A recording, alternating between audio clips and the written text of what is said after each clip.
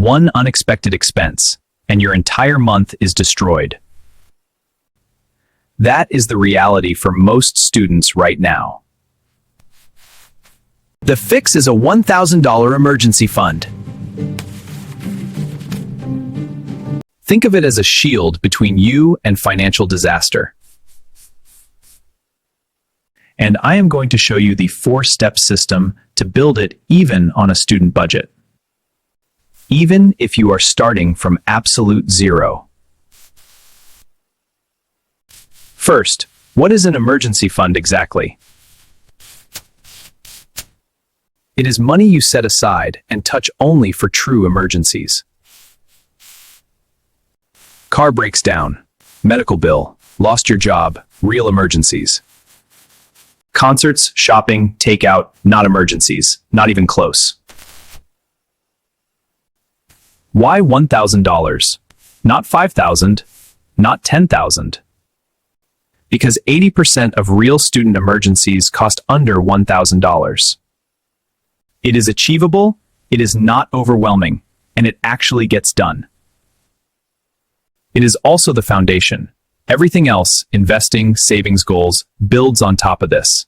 Step 1. Find hidden money in your current budget right now. Most students have money leaking every month and do not even know it.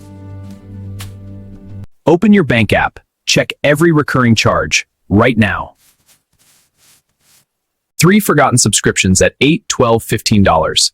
That is $35 a month freed instantly. Cut eating out in half for 1 month. That is $80 extra. Just those 2 changes give you $115 a month. Already saving. Step 2. Set a weekly savings target. Divide $1,000 by how many weeks you want to reach it. 20 weeks means $50 a week. 26 weeks is $38. 1 year is just $19 a week. $19 a week is less than $3 a day. That is 1 less coffee. Pick your save day. Make it the same day every week. Consistency builds the habit. Step 3. Open a separate savings account. Your emergency fund must live in a separate account from your spending money. If you cannot see it easily, you will not spend it accidentally. Use a high-yield savings account. Marcus, Ally, or SoFi are all free and earn you interest while you save. These accounts pay 4 to 5% interest. Your money grows while you sleep. Step 4. Automate it and forget it exists. Set up an automatic transfer from your main account to your emergency fund on payday. Set it up once, then forget it exists. The money disappears before you can spend it. It takes 5 minutes to set up and then runs automatically forever. Here is a bonus micro-saving trick that adds up to $200 extra. Round up every purchase to the nearest dollar and transfer the difference to savings. Average 50 cents per purchase, 400 purchases a year, that is $200 extra without feeling it. Apps like Acorns and Q Capital do this automatically. Set it up once. Now the most important question. What actually counts as a real emergency?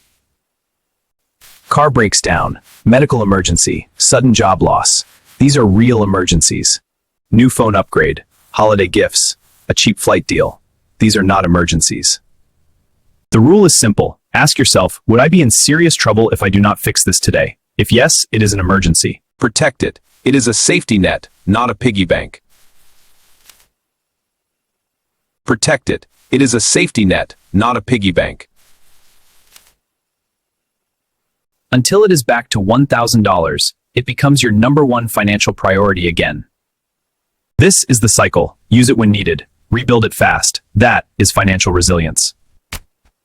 Now let us calculate your personal timeline. Take $1,000 and divide it by however much you can save each week. 25 a week gets you there in 40 weeks, 50 a week in 20 weeks, 100 a week in just 10 weeks. Every single dollar you save gets you closer. There is no too small. When you hit $1,000, something changes. Your car breaks down. No panic. You have it covered. Unexpected medical bill. No going into debt. You handle it. That feeling is called financial confidence, and it changes everything. Here is your one action step for today. Open your bank app right now and check your current balance. Decide one number. How much can you save per week? Write it down.